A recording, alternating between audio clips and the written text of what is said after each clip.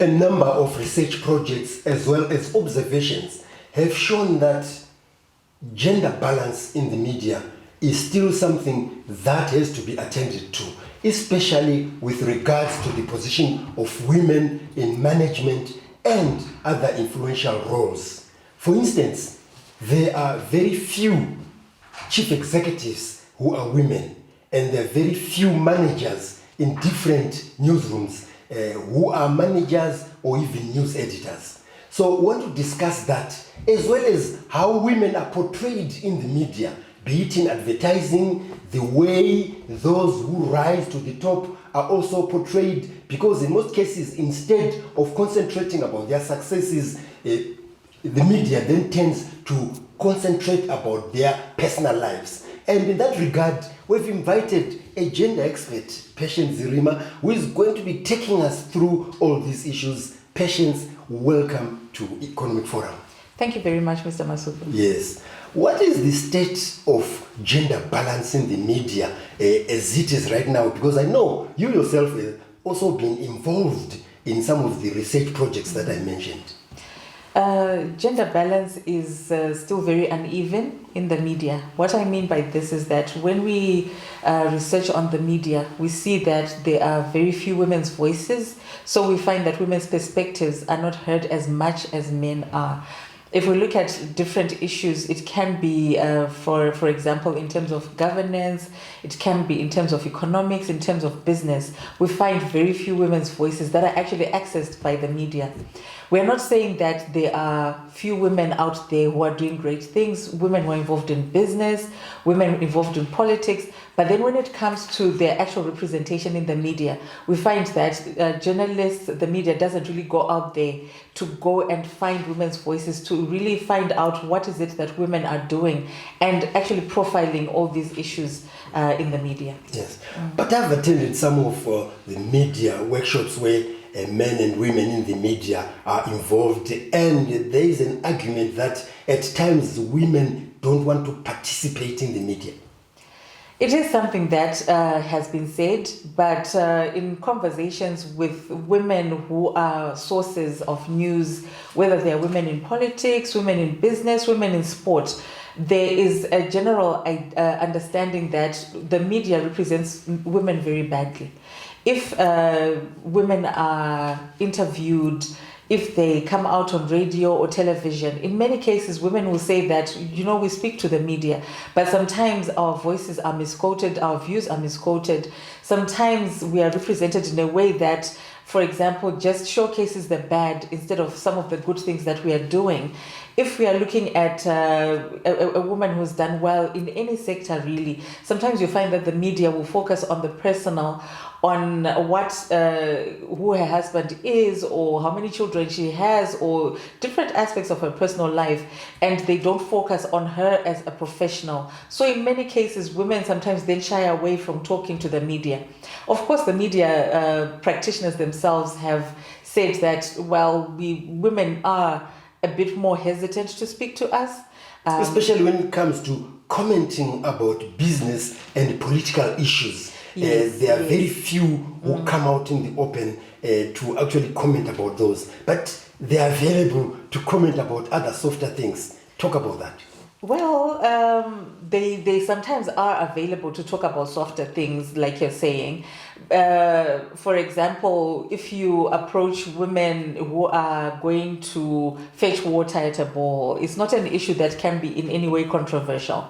So when you now speak about issues that are political or issues to do with business that have got stronger implications, sometimes women then want to maybe take time out to think about issues, to consult. And sometimes they might not be the spokespersons of the different organizations that are there. So they are sometimes hesitant to put themselves out there and put themselves on the line to speak about the different issues. That is definitely an issue. But I think it is also... it also remains on the part of the media to be able to really try to see how they can bring out the voices of women, because it actually brings in a very diverse, very different, very newsworthy kind of story and kind of information that this public then receives. So you really do need those different perspectives from men, from women, from people in the different sectors of society. Yes, you've been involved in organizations that bring together media women in order to improve yourselves, in order to look at your history as women in the media, and how you can forge ahead in order also to reach the points that have been reached by men over the years. Talk to us about some of the improvements that have happened with regards to entry at polytechnics, even in media organizations and so forth. You remember I told you that decades ago when I started out in the media, where I worked, there were only 3 women. But right now, I think there are more women than men. Yes, the changes have been happening, and the good thing is that they are there. There are very positive changes that are happening. You did indicate that at polytechnics, if you go, I attended the last graduation ceremony at the polytechnic. There were more girls, young women who were graduating than young men, and that is also a very positive move that is actually that we are seeing. But when we now see young girls getting into the newsroom, for example, if they want to be journalists and actually getting in there to tell the news, you then find that there are much fewer. Entry level, they are there in higher numbers, but as you go higher up the hierarchy, the women get less and less. More women leave the newsroom, they go into public relations, they go into information communications. So we do see those changes. They are positive. At the top, we are beginning to see more women editors. We've got female editors at the Zimbabwe Independent. We've got editors at the Sunday Mail, for example. We've got a woman station manager, or several women station managers, actually. A CEO at ZBC. And with the CEO at AB Communications. At AB Communications as well. So we are beginning to see those positive changes. We of course, I think the gaps are still there that we still need to cover. For example, like I said, the higher you go, the fewer women we see. That's Patience Zirima, who is our guest today. She's a gender expert and also coming from a media background. We are talking about gender balance in the media.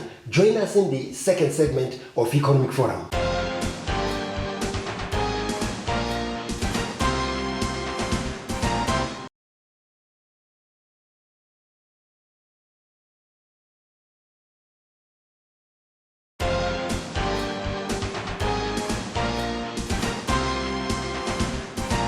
In the last segment, Patience Zirima, our guest today on Economic Forum, said that the women, yes, are there, they're rising in the media, but Patience, you also said that they are leaving the media for other pastors and so forth, and you mentioned issues to do with sexual harassment and maybe promotion and so forth. What is happening out there with regards to women's development in the media, as well as the sexual harassment that you mentioned? It is a factor, it is an issue, especially that affects younger women who are coming into the media. So we find that there are those instances where young women begin to feel uncomfortable being in the space, in the sector, because it is very male dominated. Newsrooms are still very male dominated. And sometimes they find themselves the victims of, sometimes it's things that people don't take they don't take too seriously. For example, commenting about a woman's body, how she's dressed, whether she's married or not, all those issues sometimes can then border on sexual harassment and make young women feel very uncomfortable being in the newsroom. Of course, we don't have a lot of that many cases that go to the extremes. They are there, but not many. But all those small things that make women uncomfortable being in a space become an issue. Of course, there are the other issues that we always hear, not just in the media sector, but broadly in the different industries around issues of promotions. You've already spoken about it. Are women promoted? Where you have, for example, in the media sector, where women it's considered to be a boys' club.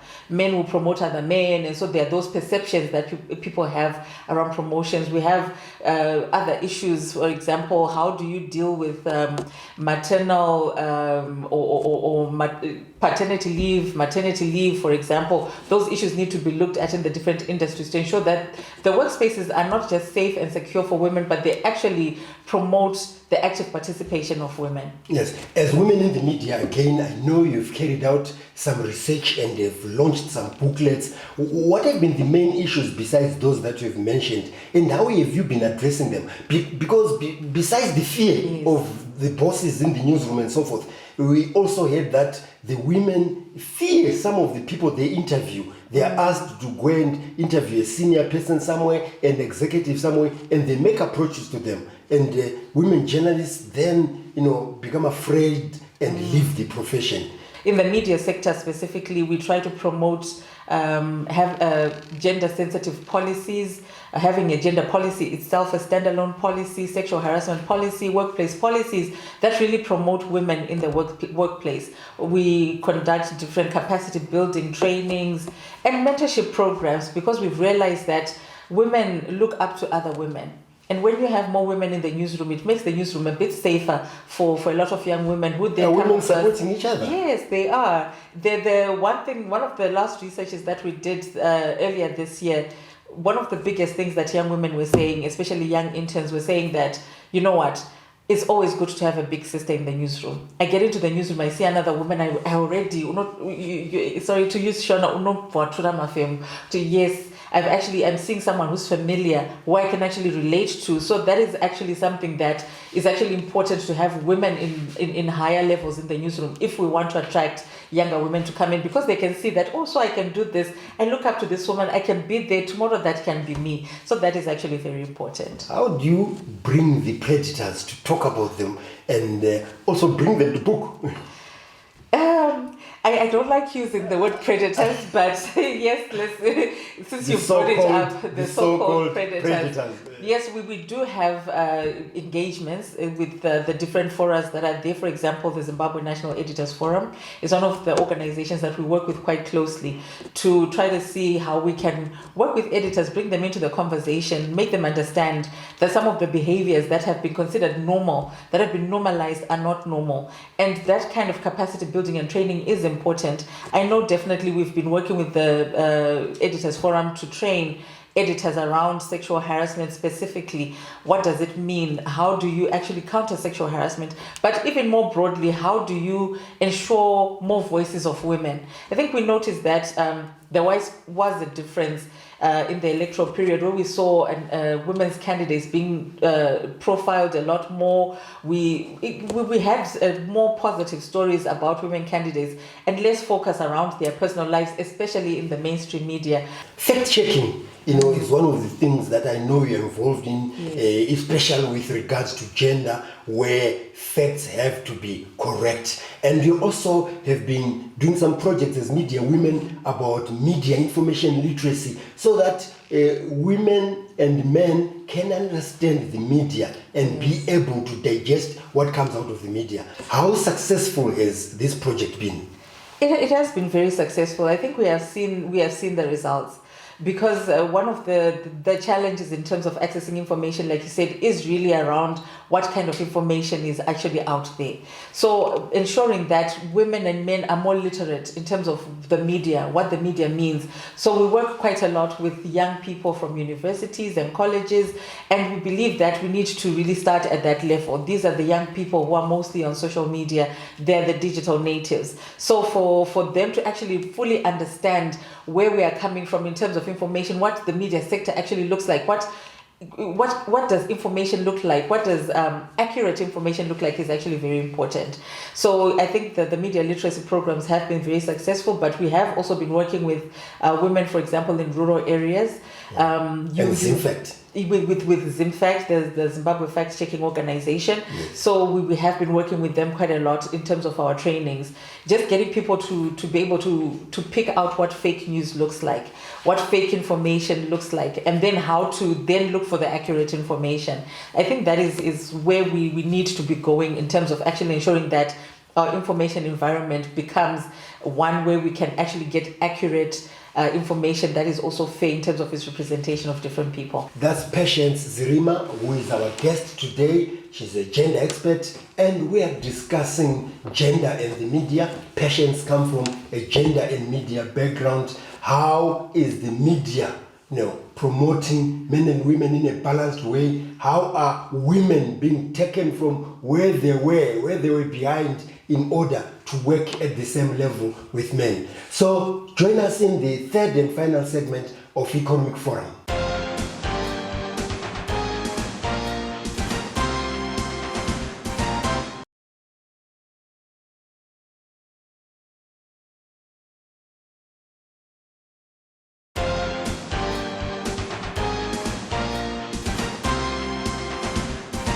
Affirmative action was also common in order to promote gender balance, but is it necessary today, considering that the women have also moved a notch higher in terms of education, training, and so forth? That's the question I'm posing to you in this third and final segment of Economic Forum. Patience Zirima. It's actually a very interesting subject to speak about, because there has been affirmative action in the past in trying to get more women in universities, trying to get more women in different workspaces.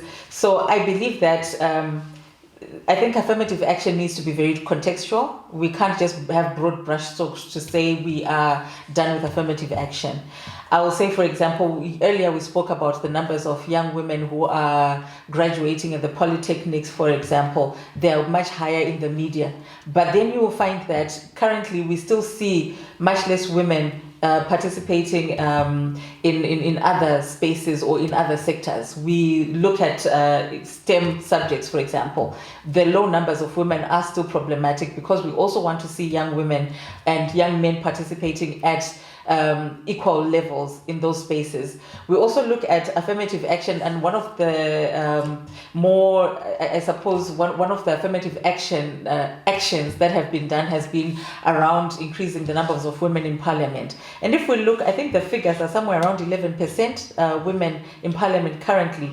And the question now becomes, is this a situation that is actually good for our country, good for our democracy, where we actually see that there's so few female parliamentarians who are actually representing the interests of all Zimbabweans, where we have 52% of the population being women. So I think in some sectors, yes, affirmative action is still necessary, especially when we are talking about women in parliament, for example. We are talking about women involvement in STEM subjects. So affirmative action is still important. Yes, there are those situations where we do see that we are pretty much almost at parity, but we also want to see that we also sustain the positive gains that we have done, ensuring that both men and women are on board in the agenda that we'll be talking about. How about those who now say it's time also to make sure that men don't lag behind? I don't think they're lagging behind. I think it's a threat that when we do have, I suppose, a situation where there was a group in society that felt that was in a certain position, and then they feel there is a feeling of being threatened by the empowerment of another group, but it doesn't necessarily have to be that way. The empowerment of women does not mean the disempowerment of men. Earlier on, you spoke about promoting gender policies in newsrooms and also the training of women so that they are much more powerful in their sectors, especially in business. What policies really are you promoting in brief? And then let's talk about how we are empowering women so that they are out there, they are seen, they are visible, those in business, those in various sectors, parliamentarians, councillors, and so forth. We are specifically, we work with mostly gender policies and sexual harassment policies in ensuring that organizations at least have an idea of what these are, why they're important, why it's a good business case to actually have a gender policy in your organization, because you actually now have a wider talent pool that you can choose from between men and women. You're empowering a much bigger workforce, so it can only be good for industry to have that gender balance. When we are talking about empowerment, we have so many different programs.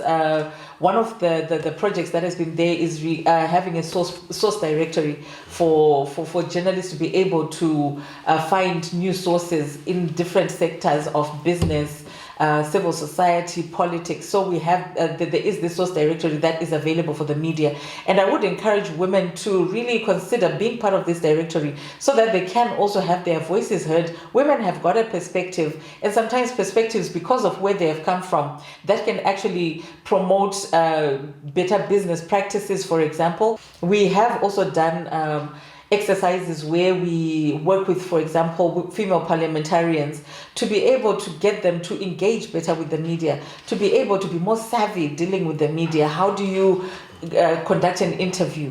How do you get more comfortable in front of a camera? So these are things that we've been working with women, not just parliamentarians. We've worked with women CEOs. We've worked with directors of NGOs as well. Sometimes people think that directors of NGOs are fully empowered, but we found that there is a need to just ensure that women can be able to fully engage with the media and understand what the media is all about. Yes. You also have worked with councillors and other groups in that regard. Have you been training them on the same issues?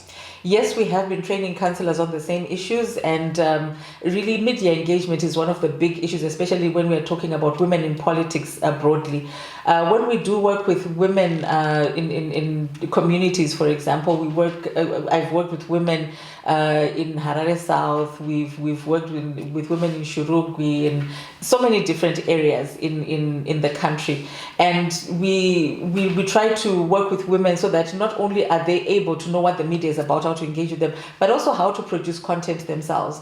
These days, I think production of content is also a big thing, where we have everyone is on social media producing content, but then what kind of content do they produce? Do they have the skills to be able to do this? So that kind of skills building for women in the communities is also something that we've been working around. Very briefly, Patience, one of the things that you fought as women in the media was the portrayal in different magazines, newspapers, as well as electronic media. Have you won? Yes, to a point. Yes, we still have those issues where we have the negative portrayal of women is still there.